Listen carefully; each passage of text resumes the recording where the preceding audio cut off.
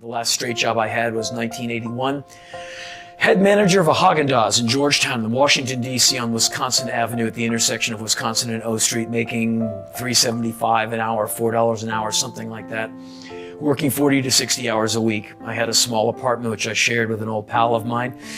I had a small record collection, an ailing VW automobile, and a little tiny life with my minimum wage job, which I liked. And I looked at my life and realized this is probably about as good as it's going to get for me.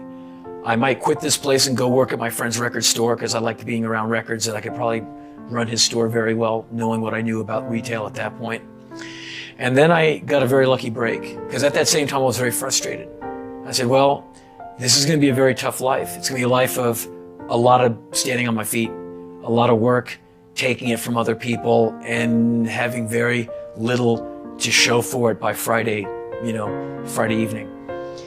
And then Black Flag, the famous band, who's friends of mine, they played in New York. I was in Washington. I took a ride up to go see them because they weren't coming down to my town. I jumped on stage and sang with them that night, a song, because I had to go back down to DC and go work like some awful shift. They called me a few days later at the ice cream store and said, we're looking for a singer because the rhythm guitar player wants to, the vocalist wants to move down to rhythm guitar. I've told the story before. And we're holding auditions. You want to crack at this? Because we saw you on stage the other night. You're pretty wild. I looked at the ice cream scoop in my hand, my chocolate bespattered apron, and my future in the world of minimum wage work. Or I could go up to New York and audition for this crazy band who was my favorite. What's the worst that's going to happen to me? I miss a day of work. Ooh, there goes $21. And I get humiliated in front of my favorite band. Yeah. Humiliation and young people kind of go together. I was used to it. And so I took a train up there. I walked into this practice place in the East Village. I'm standing there with the band with a microphone in my hand. They said, pick the tune.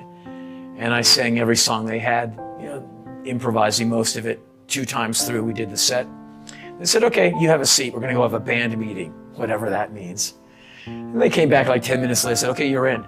I said, what do you mean? They said, you're the singer in Black Flag. I said, so what do I do? They go, you quit your job, you pack your gear, you meet us on the road. Here's the tour itinerary, here's the lyrics. We'll see you soon. So, fairly numb, I went back down to Washington with this passel of lyrics in my hand. Went to my boss and said, I'm not exactly quitting, but here's this thing that happened. And he said, it's your shot. I said, yeah. He said, take it.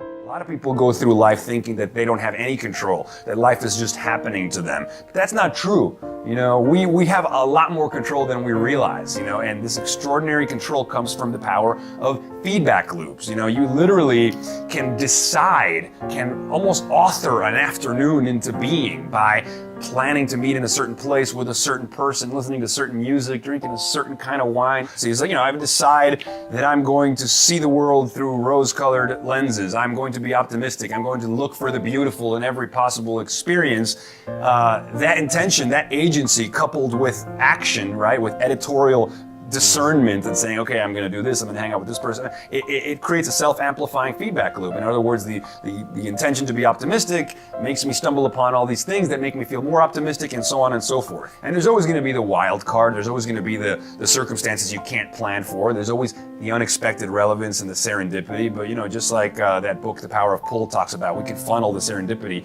or we can channel the serendipity funnel. We can help engender and engineer serendipity by the choices that we make every moment, right? And so, by cultivating rich social networks, by cultivating weak ties, not just close ties, but the weak ties, by becoming connectors and by connecting others so that they connect us, we create a world in which these self-amplifying feedback loops feed on top of each other. So, good circumstances lead to other good circumstances, which lead to other good circumstances. And each one of them, it encourages us to then live more openly and participate in that creative flow space. And you can go on and on, but that requires a boldness of character as well, because the realization of the dizzying freedom we have to compose our lives, if I can do anything, right, it can be paralyzing.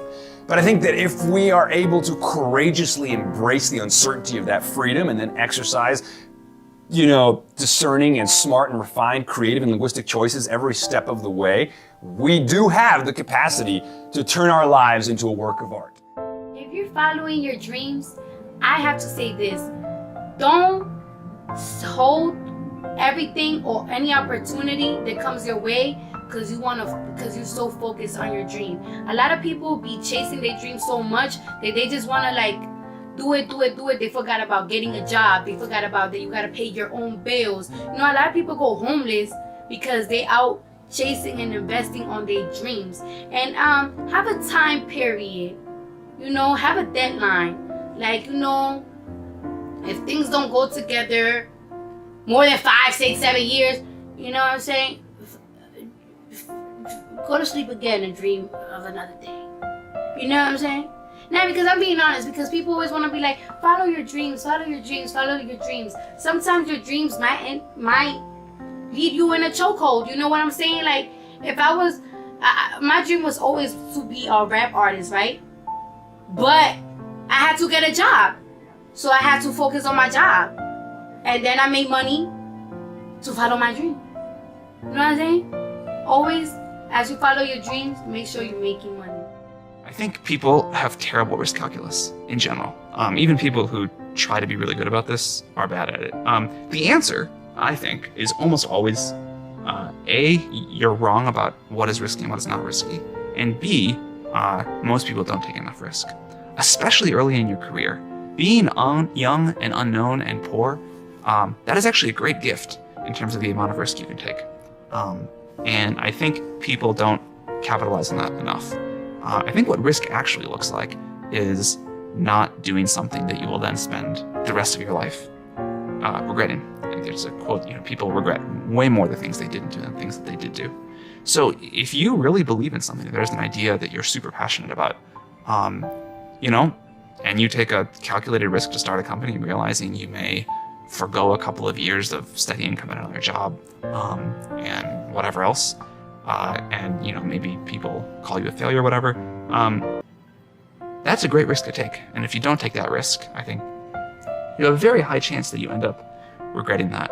I think the wrong kind of risk to take is where people don't actually do things or don't commit to something because they don't want to fail, and they overrate the risk of failure and the reputation damage or embarrassment or whatever. I think one really important thing to strive for in your career is to be a doer, not a talker. And the reason that people don't do stuff, one is it's hard, and two is it's risky. And so you have these people that want to dabble in a bunch of different projects but never be all in on one. And I think it's this combination of work and risk. And it's, I think that's really bad. I think history belongs to the doers. And I think you should take a risk, actually do something. Don't just sit around and talk and organize and bring together groups and go to thought leadership conferences and whatever it is these people spend their time on other than actually building something. And just take the risk of committing to what you have conviction on. Hard work is just repetition of what you do. Yeah. So as long as you are a working person, you're gonna work hard. So that counts with the formula. It's just, that's what you're gonna do. Remember, people are consistent, but they're sometimes consistent of doing the wrong thing. So even lazy people are consistent. Yeah. You see it? So they work hard to be lazy. Yes. So the hard work comes along just by the fact that you're doing something every day. Yeah. But it's what you put in your goals. What is your mission? Is it your mission to help others, or is it your mission to help yourself? So if your mission is to help yourself, you're not going to go too far. Right. If your mission is to help others, you're going to fulfill spirit, heart, instincts, and mind. Because that's when you make a bigger difference. That to me is greatness. It's just the greatness to help others. And for me, it has been dogs, right? To help dogs. And then through that, I help humans. And then from that, it's a roller coaster of like so many things I can do. I can create a great world. Why not? It's available. Something bad might happen to you in order to teach you a lesson to prepare you for something better later on. I know it's hard to think like that in the moment of the bad thing happening, but if you really think about it, all the negative things and the positive things that led you to where you are today got you to where you are today. And if not for those negative and positive things, you might not be here. You might not have the great job you just got, or the little girl sitting next to you, anything. Like you can't live with any regrets. You know what I'm saying? Because it's all a learning process from the beginning to where you are now to where you will be. You're learning the whole way, and you're gonna drop some stuff. You're gonna fall on your face. You're gonna break some eggs, and that's just part of what it is to be alive.